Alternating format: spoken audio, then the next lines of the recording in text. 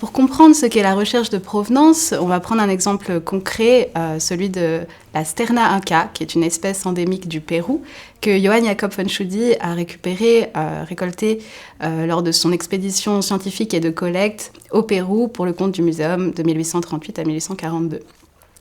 Donc, avant la recherche de provenance, on n'avait que très peu d'informations sur le parcours de ce spécimen jusque dans les collections du muséum et le contexte de collecte et les méthodes de capture. Mais en recoupant de nombreuses archives comme sa correspondance de voyage avec Louis Coulon ou encore les plumitifs du comité administratif du musée, les catalogues ou la presse ancienne, nous pouvons aujourd'hui retracer assez précisément le parcours de ce spécimen jusque dans les collections du muséum.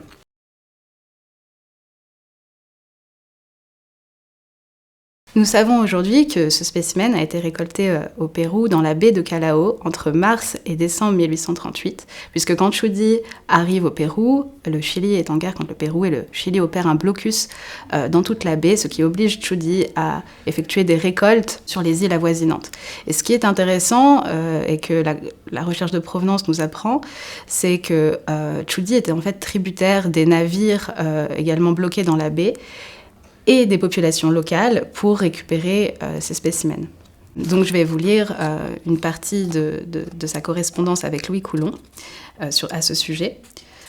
Il explique que loin d'avoir pendant mes excursions un matelot ou un navire du bord comme ces messieurs m'avaient promis en Europe, je suis obligée de payer des hommes du pays quand je m'éloigne à quelques lieues du navire. Le capitaine m'a déjà dit plusieurs fois, je ne peux pas vous donner du monde quand il est occupé, prenez des Indiens du pays.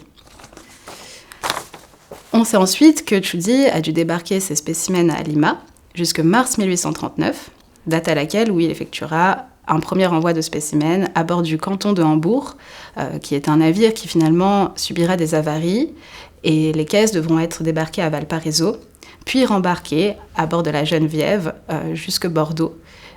Et la première caisse de spécimens arrivera à Neuchâtel en 1840.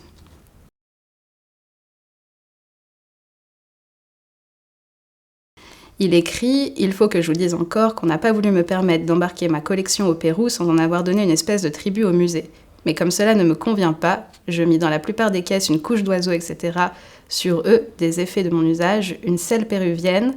Je déclarai seulement ces derniers à la douane de Callao, et comme on les trouva réellement, on n'ouvrit que 2 caisses, et le tout fut heureusement embarqué. » Donc voilà, ça c'est un cas type de recherche de provenance qui permet de comprendre le parcours des spécimens jusqu'au musée, le contexte de collecte et les méthodes de capture.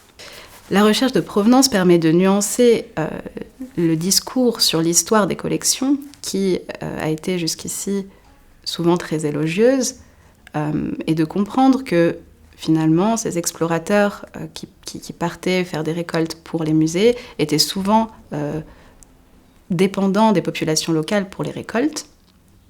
Et la recherche de provenance permet aussi de questionner l'éthique et parfois même la légalité de la collecte et de l'acheminement des collections jusqu'en Suisse.